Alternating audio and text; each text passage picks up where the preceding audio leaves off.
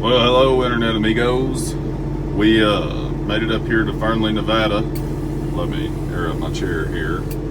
That's all the way up in the air. It feels ridiculous. Anyways, saw a couple of new people subscribed.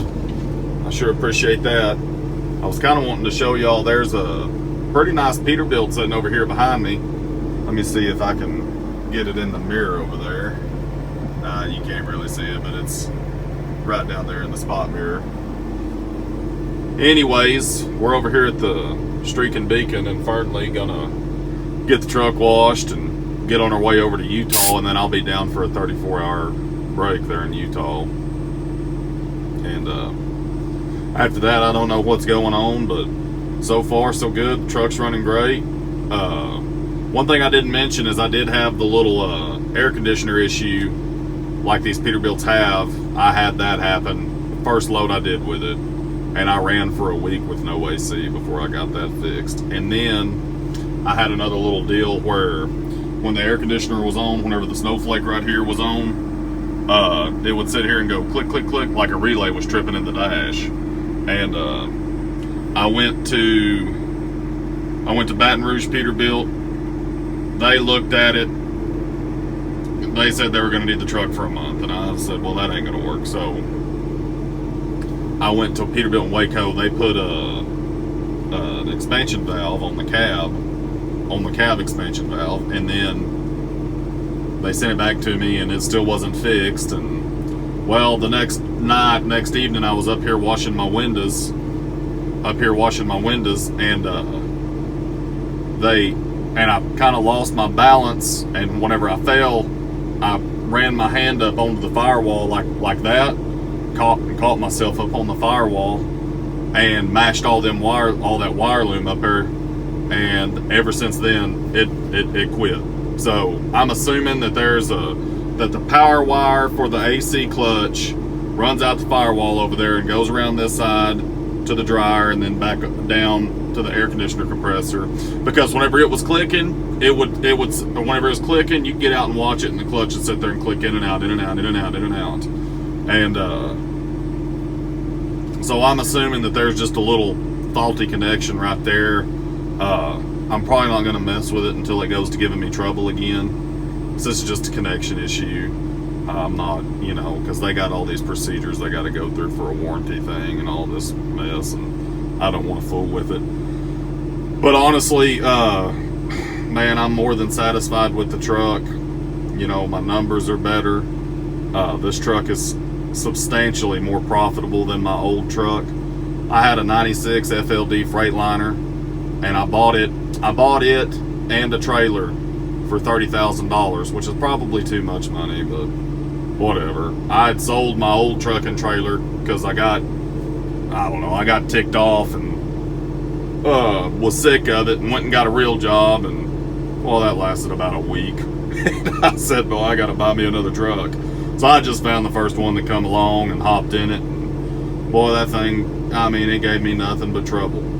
And anyways, that truck, payment on it was $900, and believe it or not, the payment on this one is quite a bit more than $900, and it's more profitable. I make more money driving this fully loaded, well, I don't know about fully loaded, but pretty nice Peterbilt than I made driving that old beater 96 Freightliner. And one of my favorite things about this Peterbilt is how fast you can go up hills for one, and then how fast you can go back down them is my thing. See, that Freightliner, well, I had to be in 6th gear on a lot of grades, just even a 5% grade, to keep from heating the brakes up. And I rebuilt the Jake brakes, and I tried everything, but they just wouldn't hold it back. They just make a lot of racket, which they did better than my other truck I had before that, which had no Jake brakes at all.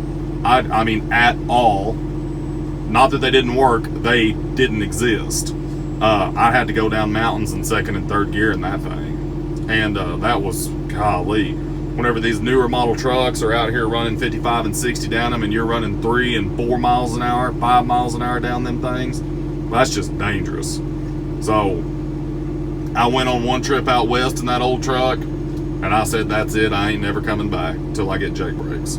But even with that other truck, it had Jake brakes. I'd go down the hill 25, 28 miles an hour and not ride my brakes too much, you know, but still, I was up in everybody's way, and I would watch these, you know, I'd watch two trucks be racing one another down the mountain, and I'm going down there with my flashers on, and here they come, just barreling 60 miles an hour like I ain't even there, not even trying to slow down. But anyways, I had enough of that.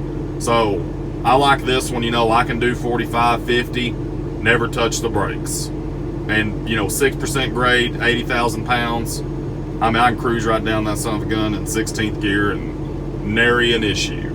It's just awesome. And from a safety standpoint, you know, because the newer model trucks do go so much faster, I can stay out of their way. And that's what I like.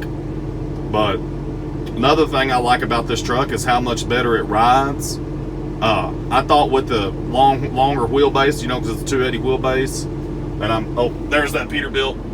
Dang it, we missed him. Anyways, I thought it'd be harder to get around than it actually is, but no, after about 2 or 3 days, I was used to it, you know, and I ain't found a place yet that I couldn't get it in and get it out. Got to work at it a little more in some of the tighter places, but I mean, you know, you get a place tight enough. You get a place tight enough, and you're going to have to work at it if you're in a cab over, you know. So I like how much this thing, how it rides, how it drives, overall performance of it, braking performance. I mean, just everything about this truck is just hands down no comparison to my old one. And if any of y'all out there are thinking about getting one, man, I tell you what, I was kind of reluctant to do it, you know, because I was staring down the barrel of that big old payment and whatnot. But I tell you what, if I could go back in time and do it earlier, I darn sure would. I promise you that. Because I think I'd be a whole lot further ahead of where I am right now. But, you know, it is what it is. I mean, you make a mistake and then you learn from it and then you move on. So, can't sit around for days on end thinking about what you didn't do. Sometimes you got to just say, well, I didn't do that and I should have done that, and now I know, and, you know, carry on.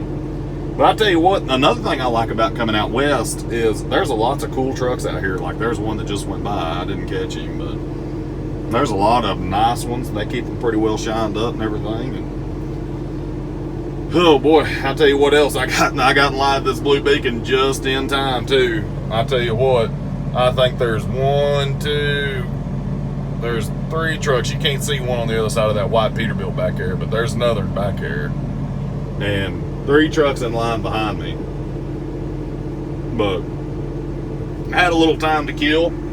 I figured I'd go ahead and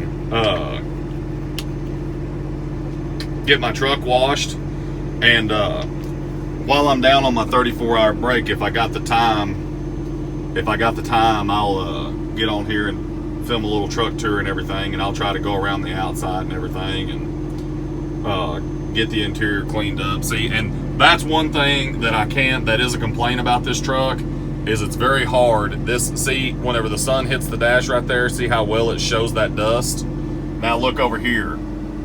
There's dust there, but the sun ain't hitting it, so it looks clean. But it's very hard, you know, you got to stay on top of this dash, which you can tell I haven't. I had to sit with the windows down for a long, long time last night, waiting to get loaded. What I used to clean it, oh, here comes the streaking beacon guy. I'll holler at y'all later.